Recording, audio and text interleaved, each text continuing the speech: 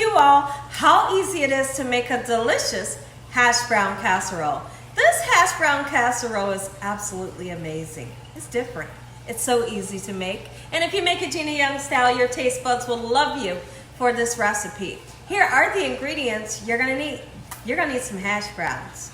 I have hash browns here, and we're gonna use 1.5 bags. We're gonna be using a 12 by 9 baking dish. You're gonna need some butter. I do have some plant-based butter. Any kind of butter will work. We're gonna use this whole, I believe it's an 8 ounce container of sour cream, 2 cans of cream of chicken. We're gonna use the frozen vegetables. The frozen vegetables consist of peas, carrots, corn, and green beans. And you're gonna need some ham pieces. No worries for the people that do not eat pork, just leave it completely out the recipe. Or you could use turkey or chopped up chicken, however. And then we have some sharp cheddar, okay? And you're gonna need a couple of spices to make it taste good. Salt, pepper, I don't have my pepper, but you're gonna need some. Garlic and onion powder and parsley flakes. Make sure your hands are impeccably clean. I wanna show you how to make this delicious hash brown casserole, Gina Young style. I couldn't be more excited to show you all how easy it is to make this delicious hash brown casserole. Now let's talk about typically. Typically when I would make this recipe, it doesn't have any veggies, just the hash browns. It doesn't have any meat. But I figured, why not try to make the recipe putting some meat to it? And like I said, I just want to reiterate, you don't have to use pork. If you don't like ham or you don't eat pork, leave it out. Maybe try some chunks of turkey or chicken if you would like to, or leave the meat completely out and add the veggies. Okay, so the first thing that we want to do is grab our hash browns. These hash browns can typically be found in your freezer section, or these are the kind that are not frozen. They come in the dairy section over by the eggs. So they're not frozen and they have not been frozen, okay? Just shredded potatoes, all right? So we're gonna put 1 full bag, and I'll talk about the size. This is a 4 ounce bag, 1 pound 4 ounce, I'm sorry. And then we're gonna use a half of a bag, just like so. I hope you're having a great day. This recipe kind of gets me all excited. It really gets me excited for the holidays, because when a holiday comes around at the Young's house, this is what we have to have on our dinner table. The famous hash brown casserole, and it is splendid and delicious. Okay, so now that I have a bag and a half, okay, I'll close this up. We can make this for breakfast in the morning. Don't waste it. And then what we want to do is, if you're gonna add meat, go ahead and add meat to this. And I'm using the cubed up ham. It's already chopped up for you. It's fully cooked and it's delicious. Okay, we are then going to add a full 8 ounce container of sour cream. Add all of it. It makes it delicious. Okay, so let's get that in. Just like so. How many of you in the comment section have tasted my hash brown casserole? If you haven't, you're in for a treat, because you're gonna love this recipe. You're gonna love it whether we put vegetables and meat in it, or if we just do it the original way. And what I'm gonna do for you all that are curious, I'm going to attach a video, my video, for how to make it the original way without the vegetables and the meat.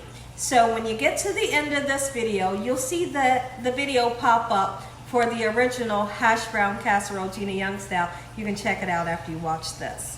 Okay, so now that we have the sour cream and the meat in, let's get 2 full cans of our cream of chicken in. Let's just say you're not a fan of cream of chicken, okay? You can use cream of mushroom, 2 cans. Beautiful, get all that lovely goodness out, just like so. All right, and then the next step is what we need to do. We need to take 1 full stick of butter, whatever kind of butter you want to use. You could even use margarine. I'm using a plant-based butter that tastes absolutely amazing. I'm going to melt that full stick in the microwave. Just nuke it for a few minutes until it gets completely melted. And once it melts, you're going to bring it back to your bowl and throw it into here. So I'll be using a 9 by 12 baking pan, whatever kind of baking pan you have that you want to use, it'll be fine.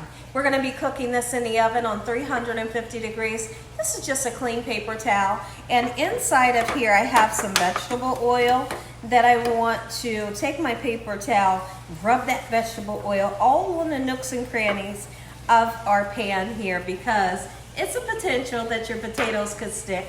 But if you take the time to rub your pan down just like so, you won't have that issue. Time for the vegetables. I'm not going to use, these are frozen vegetables. You can thaw them out or you can just throw them in frozen. I'm not going to use the full bag. This bag is a 10-ounce bag. I'll be using about 8 ounces, okay? So just get them in there just like so. Beautiful. That's the perfect amount right there, okay? And then we're going to go in with a full bag. This is an 8-ounce bag of the sharp cheddar. And then we're going to use a half of a bag. And then the other half of the bag is going to go for the top of our casserole. Okay, so when cooking this recipe, you need to have aluminum foil so that you can cover it, so everything can cook up and kind of congeal together, if that makes any sense. So everything will bake, but I want you, when you put your aluminum foil on, like I like to tell you all when we make baked macaroni, I tell you to kind of puff up the aluminum foil so that it's not stuck to your cheese. Because when the foil is stuck to your cheese like this, when you take the foil up, the cheese comes up with it.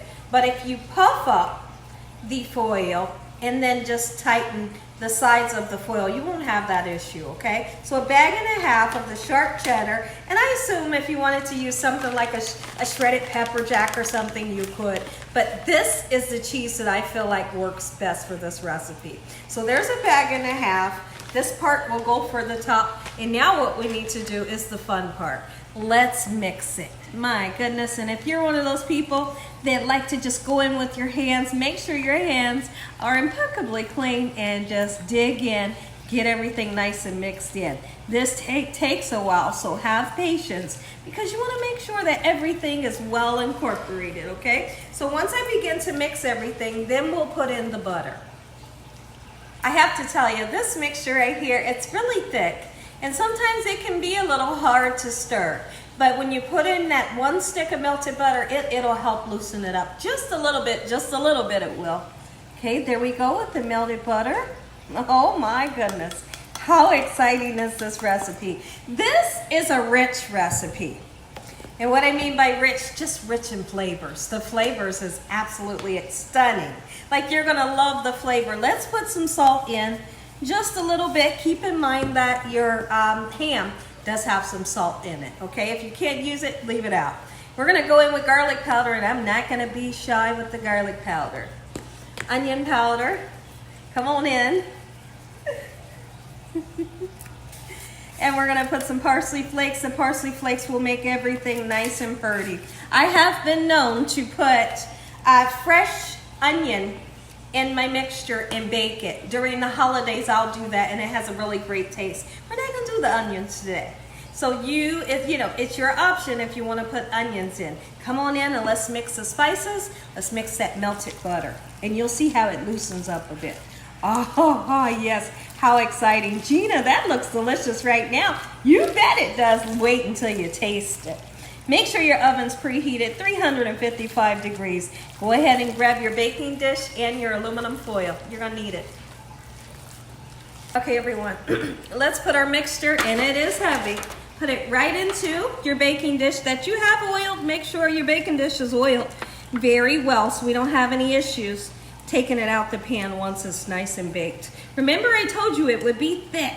Absolutely, but no worries, because when it bakes up, you have that sour cream that melts down. You also have the cream of chicken, it melts down. And the butter in here, that will thin things out a little bit. It's not gonna remain this thick, okay? I just need you to trust me on that. So now what we're gonna do is spread it out in such a manner. You don't want it to be lopsided, so take the time to do this.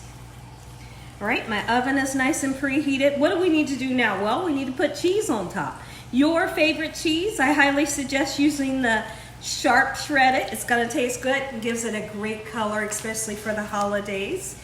All right, so we're gonna spread it out. How easy is this? I mean, from start to finish, it's so easy. Like this part, it's done. And now you can just go rest, get your nails done, whatever you need to do, and throw this into the oven. But in the meantime, let's get our cheese on. I feel like it's nice and even. Get cheese on and foil right on top. Perfect. A little bit of parsley flakes never hurt nobody. It just will enhance the way your dish looks. Just like this. Oh, my family loves this. I love it. I mean, it's a meal in itself, especially when you decide to put the meat and the vegetables in there. Listen here. Or you could serve it as a side dish alongside of some good fried chicken or some fish. Why not? Okay, so now I'm going to cover this with foil. This is going to go in the oven, and the next time I come back, you guys are going to get a taste, and we're going to say an amazing prayer. Come on in, real quick. Parsley, you need it. Make things pretty when you cook it. Into the oven. Hash brown casserole, Gina Young style. Make you some. Take a look. Take a look. 1 hour in the oven. 355 degrees. You will love the way I make these hash browns. When I come back, I'm going to cut down into it. And we're going to taste it. You're going to get that first bite. Heavenly Father, I'd like to thank you for this meal today. In Jesus Christ's name we pray. Amen. If you enjoyed this video, give me a thumbs up. If you haven't subscribed, make sure you subscribe. Tell your family and friends and everyone you know, to the whole world, what Gina Young is doing in this kitchen on a daily basis. Let's dig in. Come on, come on. You might as well. You might as well. Usually I like to let it sit, but today I can't resist. I can't resist. You see it. Look at the gorgeous, and I want all of that. I want anything that was left in the pan. Oh my goodness. This right here, you, your family, everyone will love, love, love this here recipe. When I come back, we'll taste it. Take one more look. Look how creamy and dreamy. I'm going in right off the top. I'm getting the veggies. I'm getting the ham. Make it without the ham. This recipe, delicious. I'm going to attach the original video for how to make this without the vegetables and the meat. Take a bite. I'm going in.